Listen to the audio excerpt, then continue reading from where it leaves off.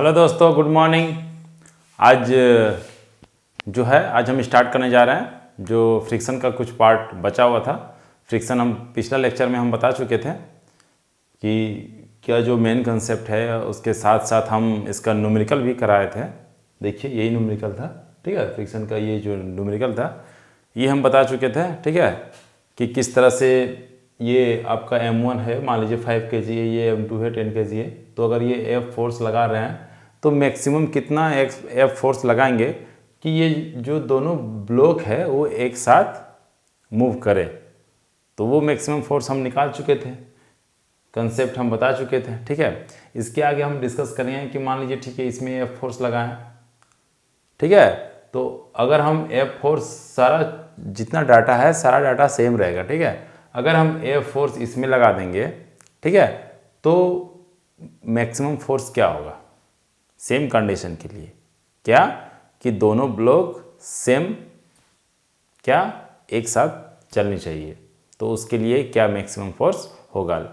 फर्क यही है कि फोर्स जो है उस समय हम लगा रहे थे किसमें, M1 ब्लॉक में, अब लगाएंगे वो फोर्स M2 ब्लॉक में।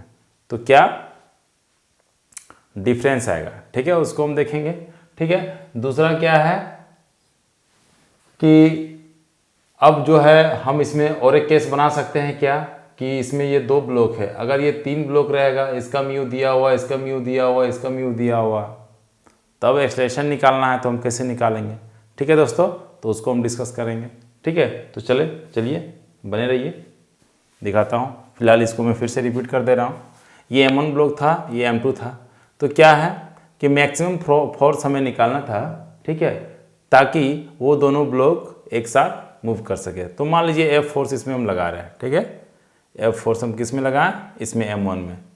तो जब F फोर्स लगाएं तो हम जो है यहाँ पर इसका अगर हम एवरेज खींचेंगे तो क्या हो जाएगा, ये 5 kg है, ये F हो जाएगा। तो ये जो फ्रिक्शन फोर्स लगेगा, ठीक है, और friction force, limiting friction force कितना लगेगा, म्यू एस। तो एस यहाँ स्टैटिक फ्रिक्शन जो है कुछ ऐसा डिफाइन नहीं किया गया है कि सिर्फ म्यू का वैल्यू दिया हुआ है, यहाँ का वैल्यू, ठीक है। म्यू का वैल्यू जो दिया हुआ है आपको कितना दिया हुआ है, 0.2 दिया हुआ है। ये डिफाइन नहीं किया है कि ये स्टैटिक है या काइनेटिक है, ठीक है। तो अगर डिफाइन नहीं किया गया है, ये बताया नहीं गया है, तो हम स्टैटिक भी इसको मान करके चल सकते हैं। तो लिमिटिंग निकालने के लिए सबसे पहले हम क्या निकालेंगे, लिमिटिंग फ्रिक्शन फोर्स। तो लिमिटिंग फ्रिक्शन फोर्स निकालने के लिए क्या करेंगे, म्यू एस इंटू क्या होता है, एन होता है। तो यहाँ पर क्या है, स्टैटिक डिफाइन नहीं किया है, स्टैटिक है या काइनेटिक है, तो हम इसके जगह पे हम म्यू का वैल्यू पुट कर सकते हैं। तो म्यू का वैल्यू पुट कर दिए, कितना, म्यू एन होता है, N equal to M G होता है, नॉर्मल रिएक्शन होगा ना जी। तो एम कितना हो गया, मास 5 kg, जी 10 एज्यूम कर ले रहे हैं। तो आपका आ गया 10 न्यूटन, यानी फ्रिक्शन फोर्स कितना आ गया इधर, 10 न्यूटन आ गया। तो इसका एफबीडी खींच दिए, ये 5 लिखा हुआ, ये एफ है, तो अपोजिट डायरेक्शन में ये फ्रिक्शन फोर्स लगा, लिमिटिंग फ्रिक्शन फोर्स कितना, 10। तो 10 लगा तो क्या हुआ, एफ इक्वल टू ये है ना। तो एक्सलेशन, कुछ तो एक्सलेशन होगा ना। तो एक्सलेशन क्या, इस डायरेक्शन में एक्सलेशन देखिए ए हो रहा है। तो सिंपल सी बात है कि ये अगर इस डायरेक्शन में ए होगा तो ऑब्वियसली ये एफ ज़्यादा होना चाहिए। तो ज़्यादा होना चाहिए मतलब क्या है, F minus 10 equal to mass into acceleration होता है। तो मास कितना हो गया, ये 5, एक्सलेशन कितना है, माने यहाँ से इक्वेशन कितना आ गया, ये इक्वेशन नंबर 1 आ गया। अब दूसरा क्या हम देखते हैं कि वो ब्लॉक को हम देखते हैं जहाँ पर क्या है, सिर्फ फ्रिक्शन फोर्स लग रहा है। तो फ्रिक्शन फोर्स किस में लग रहा है, इसमें लग रहा है। तो वो फ्रिक्शन फोर्स किसका लग रहा है, वो क्या, इसका दिया हुआ दान है। ये जो इस पर फ्रिक्शन फोर्स लग रहा है ना, वो लिमिटिंग फ्रिक्शन फोर्स है। वो किसका दिया हुआ है, इसके कारण से, M1 ब्लॉक के कारण से दिया हुआ है, यानी इसका लिमिटिंग फ्रिक्शन फोर्स है पहला बॉडी का, वही ना है। Every action there is equal and opposite reaction होता है ना। देखिए कॉन्टैक्ट में, देखिए कॉन्टैक्ट सरफेस में अगर ये 10 लग रहा है तो यहाँ भी 10 लगेगा। अगर इस बॉडी को देखेंगे तो ये बॉडी उस पर फ्रिक्शन फोर्स कितना लगा रहा है, देखिए अगर ये इधर मूव करेगा तो ये रिलेटिवली देखेंगे, अगर यहाँ बैठ करके अगर हम देखेंगे तो ऐसा फील होगा कि ये इस डायरेक्शन में जा रहा है। लेकिन फ्रिक्शन फोर्स होता क्या है, वो क्या करता है, अपोज करता है क्या, रिलेटिव वेलोसिटी को। तो अगर यहाँ से बैठ के देखेंगे तो हमें ऐसा फील होगा कि भैया ये जो दूसरा ब्लॉक है वो इस तरफ मूव कर रहा है, लेफ्ट तरफ। तो ये करेगा, फ्रिक्शन करेगा क्या कि भैया उसको राइट तरफ ले जाने की कोशिश करेगा, क्योंकि अपोज कर रहा है, अपोज करेगा। अपोज मीन्स क्या, अपोजिट डायरेक्शन में ले जाने की कोशिश करेगा। तो यानी ये ब्लॉक उस पर किस डायरेक्शन में फोर्स लगाएगा, ये जो जितना लगाया है 10 इस पे लग रहा था उतना ही लगाएगा उस पर राइट साइड में। कितना? 10 न्यूटन। 10 न्यूटन क्यों? क्योंकि कॉन्टैक्ट सरफेस है। अब कॉन्टैक्ट सरफेस है तो क्या है भैया, वो स्टैटिक कंडीशन में है, तो रुका हुआ है। इसका मतलब क्या हम बोल सकते हैं कि भैया जितना ताकत हम लगा रहे हैं उतना ही ताकत वो भी लगा रहा है, तो जितना ये फ्रिक्शन फोर्स लगा रहा है उतना ही इस पर लगाएगा ये, ठीक है। तो कितना लगाएगा? 10। तो यही 10 जो है, यही जो लिमिटिंग फ्रिक्शन फोर्स है, यही इसको ले जाएगा ढो करके। यानी इसका लिमिट, ये वैल्यू फिक्स है। अगर इसका वैल्यू हम बढ़ाएंगे भी ना, एफ और बढ़ाएंगे भी ना, तो भी ये 10 न्यूटन से ज़्यादा इसको ताकत नहीं मिलेगा, क्योंकि ये दान में दिया गया है इसके द्वारा, भैया इतना ही दे सकते हैं। इसका भी क्षमता उतना ही था एम ब्लॉक का, इंटरनली लिमिटिंग फोर्स। तो जो लिमिटिंग फोर्स था वही सिर्फ इसको मिलता है। तो सिर्फ इसके पास सिर्फ लिमिटिंग फोर्स है कितना? 10 न्यूटन। लेकिन ये तो फ्री है ना, इसमें हम बढ़ा भी सकते हैं, घटा भी सकते हैं। इसमें अगर हम बढ़ा भी दिए एफ, अगर ज़्यादा भी कर दिए तो कोई दिक्कत नहीं है। यहाँ पर जो लगेगा ये सिर्फ 10 ही लगेगा, इससे ज़्यादा वो नहीं लग सकता है, क्योंकि यही है लिमिटिंग फ्रिक्शन फोर्स किसका? इसका, ठीक है। तो अगर मान लीजिए यहाँ 10 न्यूटन आ गया, ठीक है, तो ये यही उसको मूवमेंट देगा और यहाँ कोई फोर्स लग नहीं रहा है, तो इसका एफ खींचेंगे तो देखिए 10 न्यूटन आ गया, और फ्रिक्शन फोर्स यहाँ म्यू का वैल्यू 0 दिया हुआ है इस सरफेस पे, तो फ्रिक्शन फोर्स म्यू एन, तो म्यू ही 0 है, तो भैया फ्रिक्शन फोर्स 0 हो गया ना। म्यू एन होता है ना, म्यू यहाँ 0 करेंगे तो इस नॉर्मल कुछ भी हो कोई दिक्कत नहीं है, तो मल्टीपल करेंगे तो भैया 0 ही आएगा ना। तो देखिए वो आ गया 0 फ्रिक्शन फोर्स। तो इस एफ अगर इसका फ्री बॉडी डायग्राम खींचें तो क्या है भैया, ये 10 है, ठीक है। ये फोर्स उधर कितना लग रहा है? 10 न्यूटन लग रहा है, फ्रिक्शन फोर्स 0 हो गया। तो क्या F equal to M A होता है, तो एफ के जगह पर कितना? 10 newton equal to mass into acceleration, mass कितना? 10, एक्सलेशन कितना? ए। तो यहाँ से क्या होगा? 10 इंटू 10 ए, तो ए इक्वल टू कितना आ गया? 1। अब ये 1 आ गया तो A1 को हम यहाँ पुट कर दिए इक्वेशन नंबर 1 में, क्योंकि दोनों एक साथ चलने के लिए कंडीशन दिया गया है। अब एक साथ चलेगा, इसका मतलब हम कह सकते हैं कि दोनों का एक्सलेशन क्या होना चाहिए? सेम होना चाहिए दोस्तों। तो सेम होना चाहिए, मतलब यही ए जो है इसका जो एक्सलेशन है वही एक्सलेशन इसका होगा। तो अभी तो फिलहाल मान लीजिए ये जो ब्लॉक है वो एक्सलेशन कितना था? आया है 1, ठीक है। यानी मैक्सिमम एक्सलेशन है, लिमिटिंग एक्सलेशन है। अगर ये एफ और भी ज़्यादा बढ़ाएंगे तो ये एक्सलेशन 1 से ज़्यादा नहीं देगा, जबकि ऊपर वाला ब्लॉक ज़्यादा एक्सलेटेड हो सकता है। तो अगर ज़्यादा एक्सलेटेड हो सकता है तो ये बॉडी आगे मूव कर जाएगा और ये बॉडी यहीं रहेगा, ठीक है। तो ये होता है। तो फिलहाल एक साथ चलने की बात आया था, तो एक साथ चलने की बात आया था मतलब दोनों एक्सलेशन को सेम होना पड़ेगा।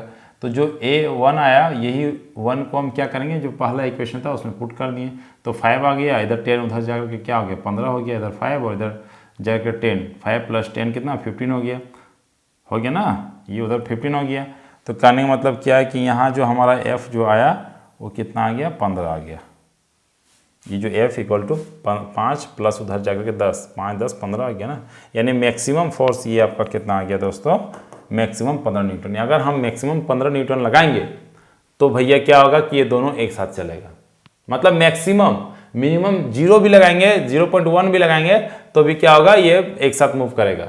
0.2 भी लगाएंगे तो एक साथ मूव करेगा, 0.5 भी लगाएंगे तो एक साथ मूव करेगा, 1 भी लगाएंगे तो एक साथ मूव करेगा, 10 भी लगाएंगे तो एक साथ मूव करेगा, 9 भी लगाएंगे तो एक साथ मूव करेगा, 8 भी लगाएंगे तो एक साथ मूव करेगा, ठीक है। 14 भी लगाएंगे एक साथ मूव करेगा, 15 भी लगाएंगे एक साथ मूव करेगा। लेकिन जैसे ही 15 से थोड़ा सा ज़्यादा बढ़ा देंगे तो एक साथ मूव नहीं करेगा। लेकिन हमको वही पूछा था कि मैक्सिमम फोर्स बताइए ताकि वो एक साथ चल सके। तो कितना होगा मैक्सिमम? मैक्सिमम आपका हो गया 15 न्यूटन और मिनिमम कितना हो गया? 0 न्यूटन।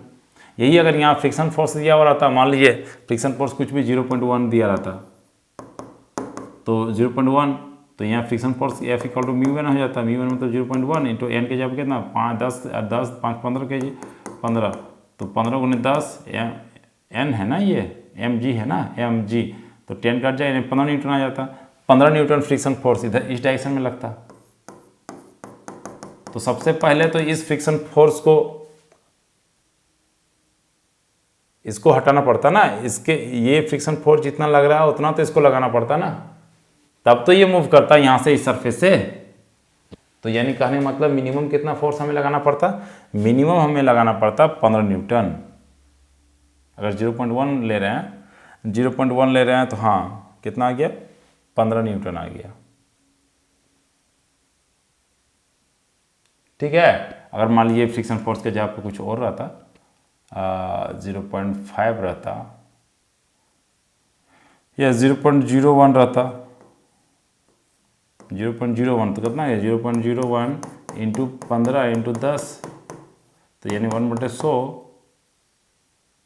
गुने 15 गुने 10 कट गया, यानी 1.5 आ गया। यानी 1.5 न्यूटन पहले क्या करता कि इसको हटाने में लग जाता, ये फ्रिक्शन को तोड़ने में लग जाता है ना, तो कहने का मतलब मिनिमम कितना आता, 1.5 न्यूटन। अगर फ्रिक्शन फोर्स का वैल्यू कितना आता है, 0.01। अगर ये म्यू का जो वैल्यू है, म्यू का वैल्यू अगर हम 0.01 लेंगे, ठीक है, और अगर ये 0 पॉइंट आपका कितना रहेगा, 2 रहेगा, ठीक है, तो सब मिनिमम फोर्स कितना लगेगा उसको साथ में चलने के लिए, मिनिमम फोर्स लगेगा आपका 0.5, 1.5, मैक्सिमम कितना लगेगा, 15 न्यूटन। ये एक अच्छा खासा क्वेश्चन बनता है। ठीक है दोस्तों, तो चलिए ये आपका क्लियर हो गया। अब नेक्स्ट क्वेश्चन देखते हैं।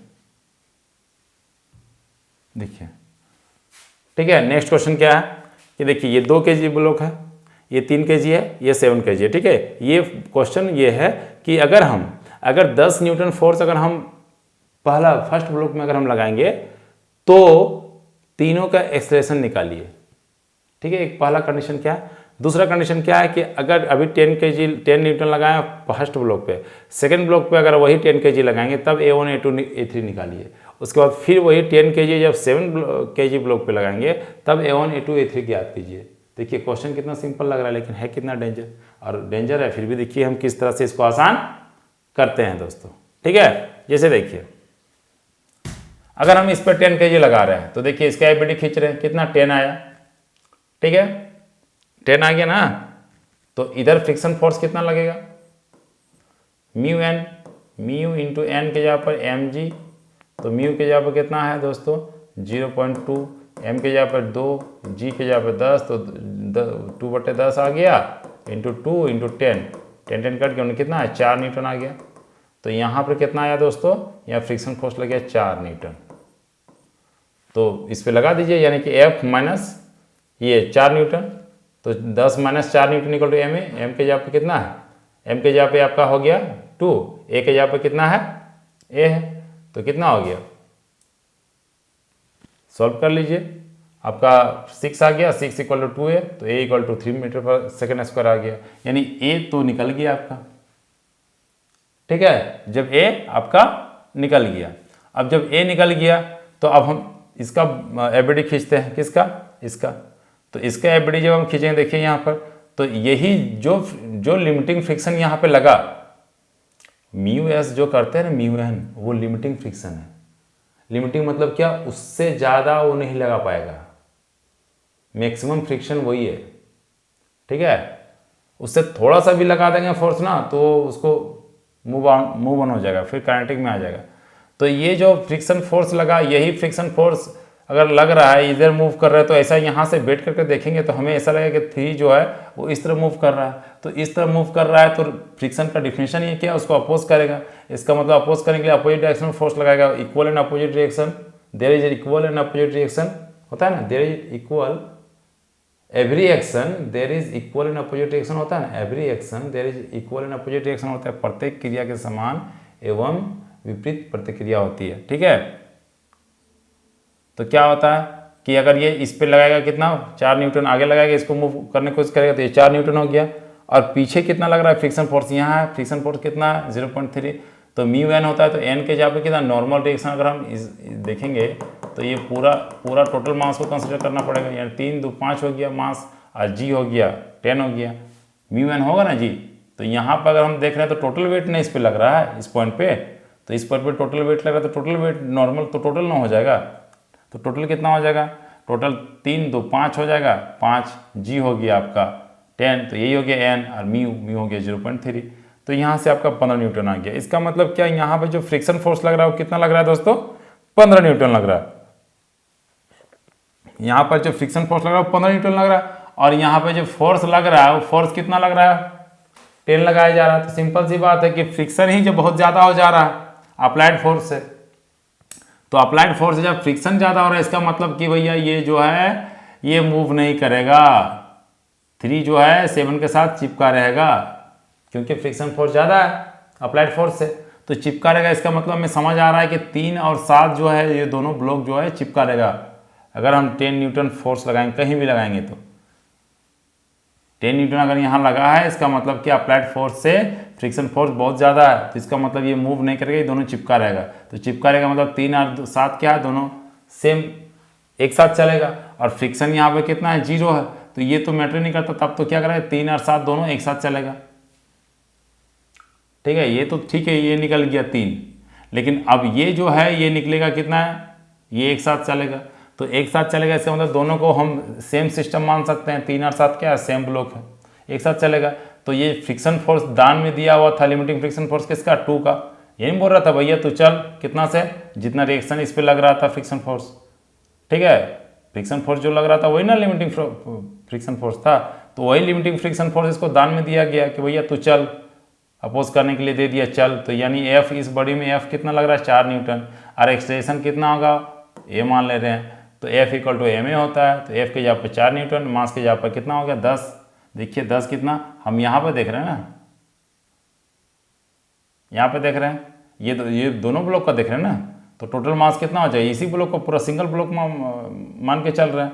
तो 7 और 3 10 हो गया ना, तो मास के जगह पर 10 हो गया, एक्सेलेरेशन ए हो गया तो 4, यानी A equal to 4/10 equal to 0.4 metre per second square आ गया दोस्तों। तो इसका मतलब क्या है कि ये पूरे ब्लॉक का आ गया 10, इसका मतलब 3 का और 7 दोनों बराबर है, इसका मतलब इसका भी 3 ब्लॉक 3 का भी एक्सटेंशन वही सेम होगा 0.4, और ब्लॉक 7 का भी सेम होगा। तो ये क्लियर हो गया यहाँ से, ठीक है। अब नेक्स्ट देखते हैं,